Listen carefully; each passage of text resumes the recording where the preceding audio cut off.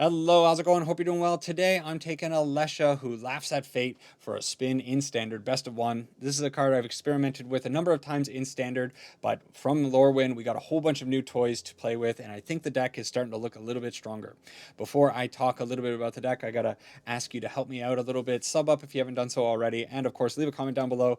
And just say hi. Let me know how you're doing, all that good stuff. And of course, like the video because that's the easiest thing that you can do. So Alesha is a very, very powerful card. It is a 2/2 for 3 human warrior first striker that says when it attacks, put a +1/+1 counter on it. That's not so important though. What is important is it's a raid ability. At the beginning of your end step, if you attack this turn, return target creature card with mana value less than or equal to Alesha's power from the graveyard to the battlefield. So we are playing a whole bunch of powerhouse 1 and 2 CMC creatures because, well, she is baseline 2/2. So over in our one slot, we are of course playing Cecil, a card that a lot of you are probably familiar with at this point. It's just a solid card. We are playing 4 copies of the new Moonshadow. We are putting a lot of stuff into our graveyard each turn, so this thing should continually get a little bit bigger and bigger and bigger. It is a 7/7 for 1, but it enters with 6 -1/-1 counters on it. However, whenever we put 1 or more permanents in the graveyard, we are going to remove 1 of those counters. Similarly, the Stalactite Stalker does a similar thing. Now, this card I'm actually not too sure about at this point right now. I originally started with 4. I'm down to 3 in the main board or in the deck because it's not impressing me as much. It has the Descend ability. Descend says you descend each time a permanent is put into your graveyard from anywhere, and that triggers the ability at the end step. If you descended this turn, put a +1/+1 counter on this creature. So we put it out. If we put something into the graveyard, a permanent rather, then we will get a +1/+1 counter on the Stalker. But we have to wait until the end step for that to happen. It can only happen once a turn, so it's a little bit awkward. However, it is a 1 CMC. 1/1 with Menace, pretty good, and it does have an activated ability. We can sacrifice it. Target creature gets -X/-X until the end of turn, where X is this creature's power, so it can serve as a removal spell for 3 if we want that. Then in the one slot, we are playing a couple of non-permanents. We have the Hex for a little bit of removal. We also have some Knife Tricks. This thing allows us to also discard some stuff and deal 3 damage to a creature that we need to get rid of. We're playing 2 copies of Soul Guide Lantern. This is something that we can use to either just draw cards or to remove our opponent's graveyard, and more importantly, it is an artifact permanent that can work with the Stalker and the Moonshadow, and it's an artifact which will work with Fear of Missing Out. We are playing 4 copies of this awesome card. This thing is going to give us extra combats if we have Delirium, and of course when it enters we get to discard a card and draw a card, so it's doing what we want to do. We are playing 3 copies of Inti. Inti's pretty cool. Whenever we attack, we can discard a card. We can attack with anything, not with Inti specifically, and then we get to put a +1/+1 counter on a target attacking creature. It can get trample, so maybe if our Moonshadow gets pretty big, it does have Menace, but if they have 2 blockers for it, maybe we want to put trample on it. Hey, you never know. But more importantly, it lets us discard some cards. Then we are playing Summon Brynhildr. This card, I'm a big fan of it. It is a saga, so it's going to be putting itself into the graveyard. It is an enchantment that helps us with Fear of Missing Out's Delirium, and then this thing is going to give us some card advantage. It's also going to give some of our things haste. And the last card that you know is in this deck is the Rot Curse Rakshasa. You know I'm a big fan of this big boy. We're hopefully going to be slamming in with this thing and then bringing it back with Alesha. Then over in the lands, it's what you would expect to see, but we do have Blood Crypts to help us smooth things out ever so slightly. So we're going to run it through the arena, see how it plays out, and hope for some good luck. See you over in the games.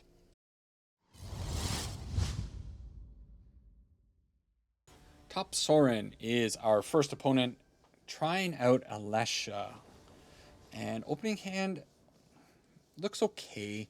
I really wish I had a 1-drop, but I think it's keepable enough. We'll open up with the starting town just to get it on the field, say hello to our opponent, and then I don't know what the plan's going to be. It looks like, well, I don't know. Thunder. Okay, so we are against Jeskai Control. Jeskai Control going to be something that's going to be giving us a lot of trouble. We're going to take a little bit of damage, but I suppose I will put... Do I put Inti on the field or do I put the Fear of Missing Out? Man, both of them suck. Okay, actually, I changed my mind. I think it's going to be Fear of Missing Out. This will let us put our Swamp in the graveyard, so we can start working our Delirium. We draw another land. Okay. And this thing can, of course, get hit very easily by Lightning Helix. I kind of expected the opponent to have a Lightning Helix there, and I'm very surprised that didn't happen. So we're going to put that Blood Crypt in. We're going to try the Rot Curse Rakshasa. They might have a No More Lies to exile it permanently. Hopefully that's not the case. They have a Lightning Helix. They did have it. So next turn, we want to be able to get in with the Rot Curse Rakshasa. Good. And we can then put out the Alesha and bring it back. That's the kind of plan. However, playing against the Jeskai decks is... Ooh, it's not going to be easy. Still, this is about as good of value as I can possibly get with this deck, right? So we hit them for 4, or 5 rather. We go to our end step and we bring back the big boy. I guess you bring back the big boy. I guess we could have hit the Fear of Missing Out, but I think probably we want that. And that's what you hope doesn't happen, but of course, these opponents always seem to have it, right? Put the Inti and the Moonshadow back onto the field. Hope they don't have the follow-up Day of Judgment. If they do, we just throw in the towel. This time we can go to combat. We're going to attack with both. We have the Knife Trick that we can potentially remove something. Let's put the +1 on the Moonshadow, I guess. Okay, we hit another land. We exile the land. They take some damage. And I don't think I'm brave enough to... I'm not brave enough to put the Stalactite Stalker onto the field at this point. We're going to be walking into a board wipe. We need some kind of follow-up. It's a horrible follow-up because it's just going to be a 1-1 for the longest time. A second Day of Judgment. So...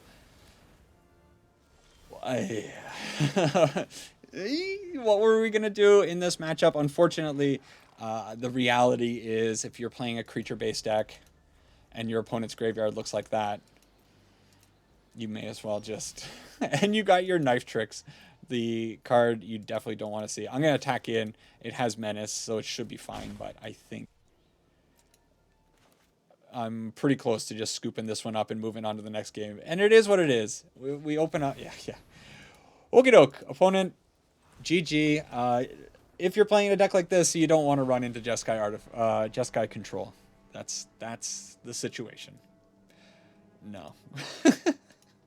I'm a little bit surprised that the opponent also didn't slam a turn 2 Rest in Peace in that game. You have those games against the Jeskai deck, and it's just like, man, this is this is never gonna work. Anyways, we get a turn 1 Moonshadow, and hopefully some of this follow-up is going to be pretty good. These are great cards to follow it up with. Brynhildr, it says exile the top card of your library. During any of your turns that you put a lore counter on the saga, you may play that card. So you are going to exile 1 card. However, when nature calls, run. We get a little bit of a P-break. What I was going to say is the summon Brynhildr, you probably want to play on turn 3. Like, it's a little bit tricky. I don't know if you played on turn 3 or turn 2, but I think it's more of a turn 3 type of card. That being said, no, it is going to be a turn 3 card. We'll do it next turn. Hopefully we hit something cool off of this Fear of Missing Out. At the very least, we are growing our Moonshadow. We hit more land. And we go from there. From the opponent, a starting town. They are on allies. We have the Hex. The Hex is good, but when they have the opening Earth King Protector, I think it makes things just a little bit difficult. Thankfully, we win first, though. So... maybe we make something happen from here. Summon Brynhildr is going to hit the field this time. This will do a couple of things in a few turns. It's going to make our Fear of Missing Out at least Delirium 3. When we put the Hex in the graveyard, that'll be Delirium 4. You know, things are okay. And I guess we put out the starting town. I attack in with both creatures. I attack with everything. If they want to block, they can block. But I kind of doubt that they're going to do that. The Earth Kingdom Protector, obviously, giving indestructible to something. We'd like to see a Knife Trick.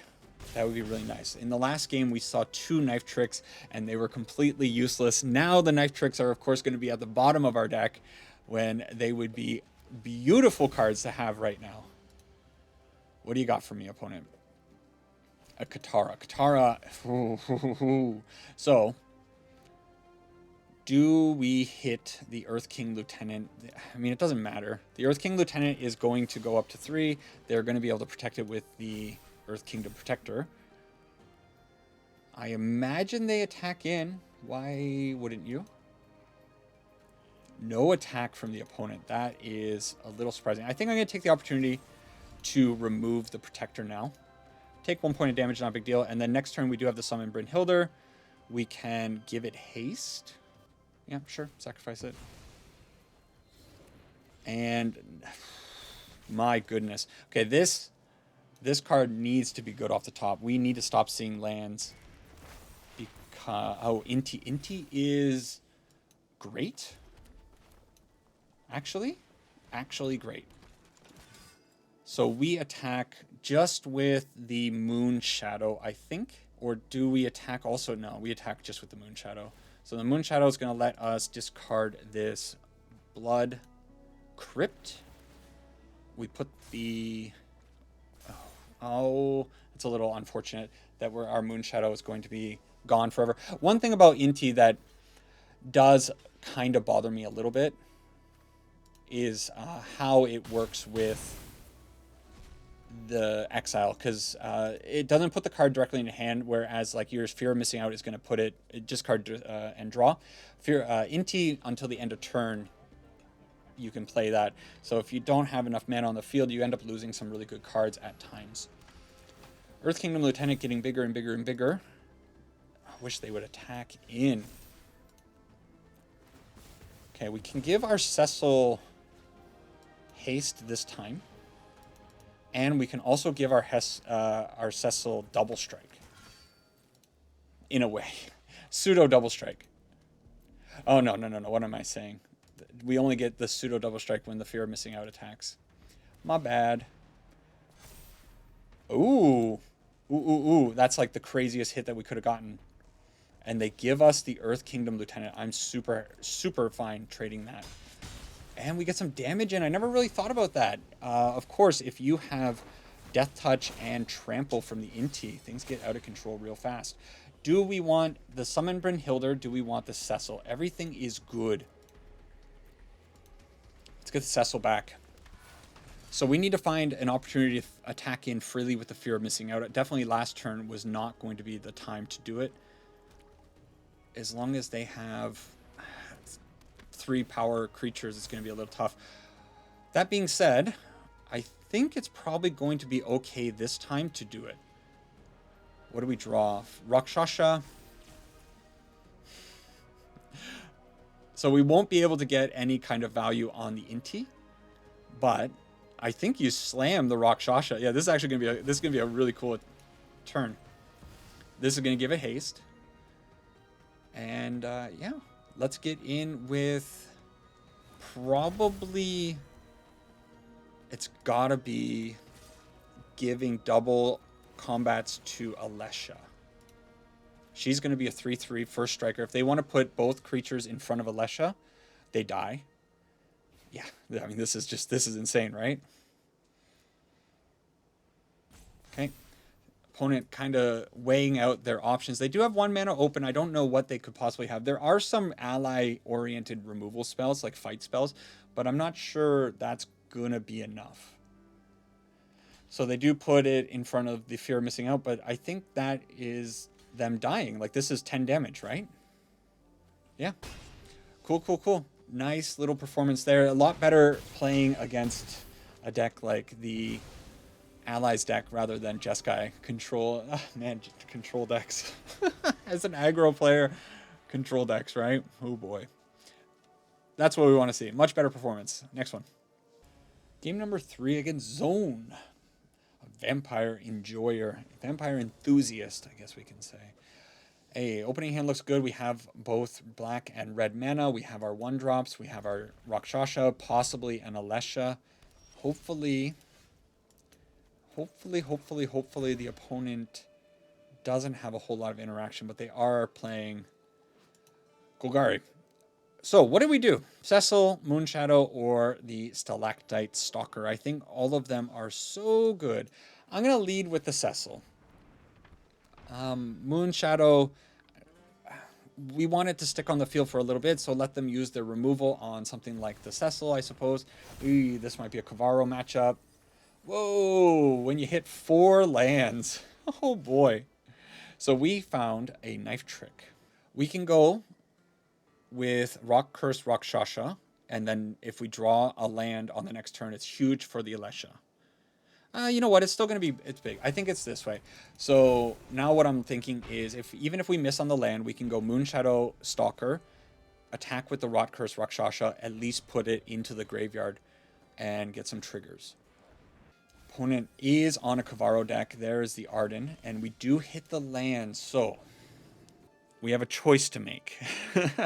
We can go Moonshadow Stalker, attack with the Rot Curse Rakshasa, build those up a little bit, and even hold the knife trick to be able to fill our graveyard with other stuff next. I kind of, as I'm saying it, I think I like it a little bit better.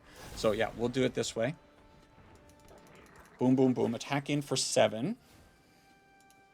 They gain life somewhere. Didn't we attack with Cecil at some point? Oh, they gain life from the Esper Origins. So even if they do manage to wipe our board next turn, we do have ways of getting around it. And now we built up a pretty good board. We can always bring back the Rock Curse Rakshasa on the following turn. We'll see. Cavern of Souls on human, so almost assuredly going to be Kavaro in the near future. And if they get Arden on the field, there's Bringer of the Last Gift, of course. So we need to expect that in the future. Oh boy. Impending. Is this? Oh, this is sorcery speed. Yeah. Okay. Well, the land is not the worst thing here. So we can attack in with everything. They cannot block anything nicely. They will lose the summon with the Death Touch. We get around with the Menace. I don't really know what I want to do here, though. Okay, let's start by attacking. Let's see if they want to trade the Esper Malduin for our Cecil. I think I would be okay with that, and it kind of seems like we should be Oh. Maybe they are planning on Kavaro next turn. So if they're planning on doing Kavaro next turn, they're going to get Arden and the Bringer, and they're going to bring everything back. They didn't want to put anything into our graveyards because they didn't want Cecil coming back, right? We do have the Rot Curse Rakshasa in the graveyard. So what we could do is summon Brynhildr, Knife Trick, kill our own things, and put stuff in the graveyard. Is that insane to do? It seems like it's an insane thing to do. I just don't know what to do against this type of deck. Because even if we... do we discard a card? So we kill the summon Brynhildr, or we kill the Cecil. I don't know. Man, this seems so bad. Alright, let's do it. Okay, boom. And we'll see what ends up happening here. Okay, we triggered our Descent. We have some cards in our graveyard. We have 3 cards. I think we're toast no matter what here because they go Kavaro. They bring back the Arden, which is going to give lifelink to something. So we did do kind of the right play because we're going to get 4 creatures back, but they also get a second bringer. They had 2 bringers? I thought they only had 1 bringer in the graveyard. And now both of these have haste and lifelink, so we kind of had the right idea, but I think in practice it just wasn't going to end up working out. We'll see. We'll see how things go here. We'll give it like 1 minute. This has haste, right? Yeah, of course it's a demon, and that's also a demon. Arden is such a good card in this matchup. And they can actually reanimate something from our graveyard. Okay. So there's another 5/5.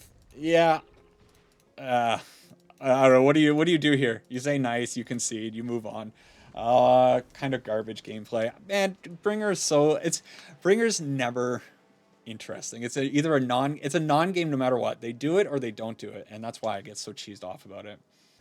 Okay, no more art. You know what I should do is I should just have a policy. If I find not Arden, if I find Kavaro, we do have that.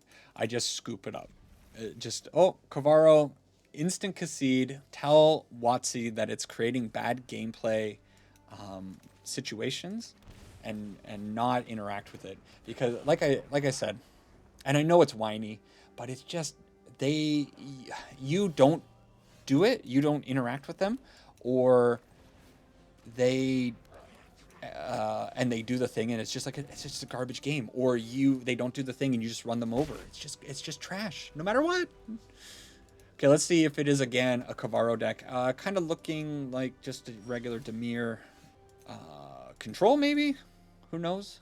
We'll see if they have something to do this time. Oh, Flood Pitch Drowner. Yeah, I guess you do it at this point because they both have Menace.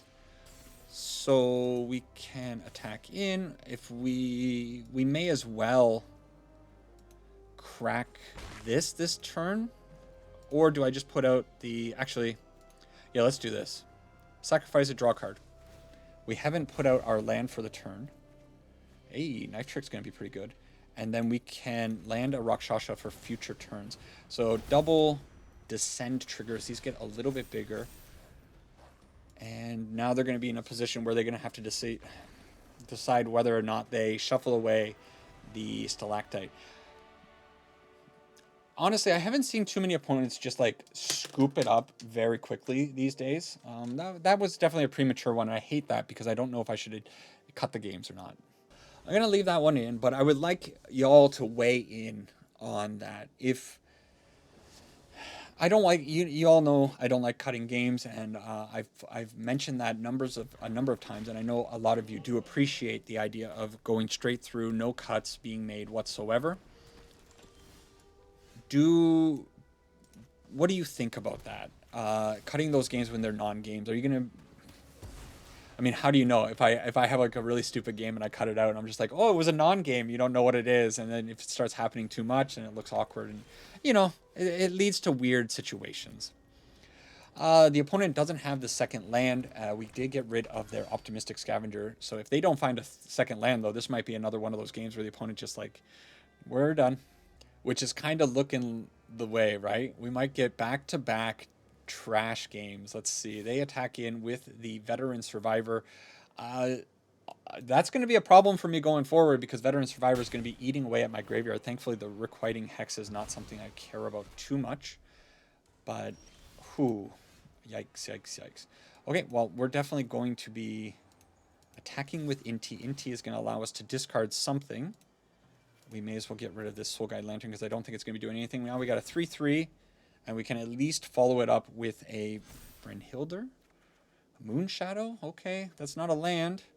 What do you suppose the opponent is thinking about right now? They have one open white source, and they're taking their time with things. We'll do this. We'll throw out the Soul Guide Lantern. We'll throw out the Moonshadow, and... Sure, why not? You eat one of ours, I'll eat one of yours. Although, is this from opponents? Target exile up to one target card from a graveyard. So they could eat their own things, not just necessarily ours, because if it were only ours, I think I probably should have eaten it from there. Slumbering Keep Guard, pretty cool card. Whenever an enchantment comes in, they're going to get a little bit of extra value. You know what?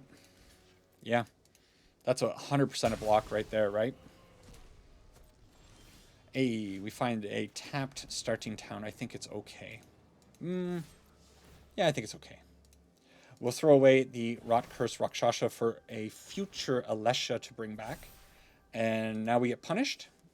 Never play your lands out prematurely when you are playing a deck like this. I've said it many times and I've made the mistakes before. It's hard being this smart, isn't it? Props to the opponent for actually sticking out. That last opponent, they probably could have done something and they were just like, nah, I'm done with this. This opponent actually fighting the good fight on the one planes. If they had probably hit one or two more planes, we'd probably be in a little bit of trouble here because we have not had the best start. But now I think we are going to be pretty good. This time around, I am going to throw that out ahead of time. I am going to throw this out because it's going to give haste get haste from the Brynhildr, and we can attack in pretty comfortably with both of these creatures. Yeah, let's get rid of the Inti. I don't think we need 2. Put a +1/+1 there. We find a second Alesha, which is fine. We don't need it. And the opponent probably going to take 8 damage here. We bring back the Rot Curse Rakshasa. And they need... What do they need? They need shelter, land, shelter by ghost. Even that is going to be pretty tough for the opponent to deal with, I think. This board looks good to me. So let's see if they find it. 1 land. Sorry, Gonzo Manso. Pretty tough one for the opponent over there. Yeah, I know. Let's see how...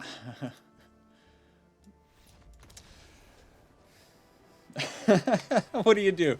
So we got a non-game and then another non-game. Let's get some good games. Okay, game number 6. This one's starting to feel like one of those games or videos where I need to start like shuffling stuff around a little bit. Okay, opening hand looks fine. What are we gonna do? We're gonna go Moonshadow into Inti, into discard the Cecil, and try to make the Alesha on the next turn, which now with that swamp, we are definitely going to be able to do that. So let's get rid of the Cecil. I think this is fine. It feels greedy, but hey, we get a 3/3 attacker on turn 2. We have the follow-up Inti against a Badger Mole Cub. Okie dokie. Not a big deal. So, what are we going to pitch this time around? I think I don't need the Soul Guide Lantern. So let's do that. Let's get 2 3/3 attacker. Well, actually, 3/3 and a 4/4 attacker. We find a Moonshadow. We have the Cecil in the graveyard, so we have the choice of doing Moonshadow plus Rot Curse Rakshasa or the Alesha. I think I prefer this way. And unless the opponent has something absolutely massive here, they're going to be in trouble. That's big, but you know what? I don't know if it's big enough. It's not big enough, right? This turn we would... I shouldn't have put out the land. Making mistakes here. The land should have been in hand because what we should have done is kept it there, attacked in with the Inti, pitched the Blazemire Verge, grown these to a 5/5 and a 3/3. So that would have been 8 damage, and then they would have had to chump block with probably something for the Rot Curse Rakshasa damage. I think we probably would have had lethal somehow or very close to it, and I think they would have lost something. Or maybe no, I probably should have pumped up the Inti to a 4/4, let these get up to 5/5, 2/2, and then these two are both going to be killers against one of them, and they would both have trample. That's cool. Okay, our final game, game number 7 against K13. I think I played against K13 before. It's a familiar looking name. We get to go first again, and we have what we want to see. So, of course, turn 1, Moonshadow, we're going to go that into Fear of Missing Out, pitching one of the Rot Curse Rakshasas, and then hopefully trying to reanimate one of those with an Alesha on turn 3. We are against artifacts or control. We don't know. Does the Summon Brynhilder change things? I don't think it does. I think we just stick to the plan of pitching this, getting in for 2 damage, and we find our next land. Man, the Fear of Missing Out in this deck, although you don't get the Delirium that much or that often, it definitely feels like a very good card in this matchup overall. And another land. Or not another land, another Alesha. What am I saying? So we get in for 4, maybe. They have a Get Lost for us. Kind of feels like a Get Lost, doesn't it? Ooh, the opponent taking their time, waiting, but we're going to jam one of these Aleshas because I think the upside of trying to get this Rot Curse Rakshasa out when they only have potentially 3 mana is too huge. Unfortunate there. And we don't get any Moonshadow triggers because of that. Tap land for the opponent, Meticulous Archive. Why do we got to end on Azorius Control? Man, oh man, I hate it. I hate Azorius Control. Okay, well, there's a land. We'll try the Summon Brynhilder. Do they have another No More Lies? It kind of feels like they do, right? And No More Lies, especially good against... Like, why does so much stuff exile? It just bothers me. Combustion Technique, exile. This, yeah, why not? Exile. There it is. Good job, opponent. So, do we play into the board wipe? I think I'm not brave enough to do it. No, no, no. I can't. I know they always have the fourth land. They always have the Day of Judgment these days. Oh, tap land. They didn't want to take 2 damage. But now maybe they have... What could they have? Get Lost? Finally. I felt like they've had it this whole time. A Cutzel flanker, and we don't have any way of stopping the flanker, so they get to get rid of our fear of missing out.